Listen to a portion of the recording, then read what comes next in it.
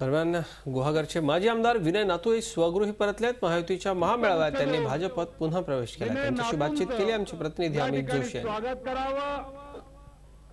भाजपचे माजी आमदार विनय नातू आपल्या बरोबर आहेत। सर, तुम्ही पक्ष पुन्हा जॉईन केलेला आहे, काय नक्की कारण आहे, का तुम्ही स्वगृही परत आलेला आहे?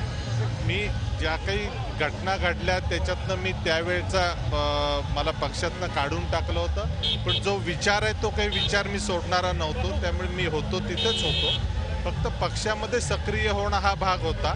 तो सर्व नेत्यांनी स्वीकारला की पक्षात सक्रिय व्हावं आणि ते मी मान्य केलं। जो काही घटना मागच्या विधानसभा निवडणुकीच्या वेळेला झाली होती त्याचा तर कुठे लवलेश राहणार नाही, कोणी आता दुखावलं जाणार नाही, हे आता तुम्ही म्हणाल का? कारण रामदास कदम कुठेतरी दुखावले गेले होते।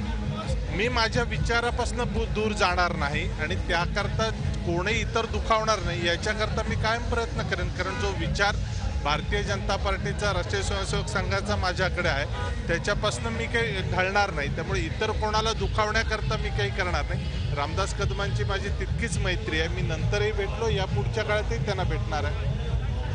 काय सांगाल की आता पुढच्या लोकसभा निवडणुकीमध्ये किती फायदा आता पक्षाला होऊ शकतो? लोकसभा एकूण पक्ष म्हणून जे एकत्रित युती म्हणून तिथे आम्ही सर्वजण राहू आणि जी काही लोकसभेची सीट आहे ही आम्ही निश्चित निवडून आणू। आणि काय सांगाल की तुम्ही आता पुढची निवडणूक लढवणार का?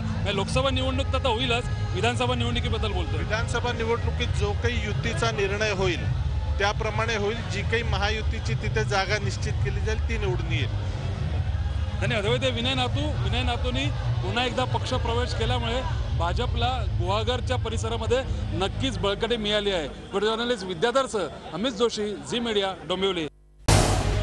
झी 24 तास रहा एक पाऊल पुढे।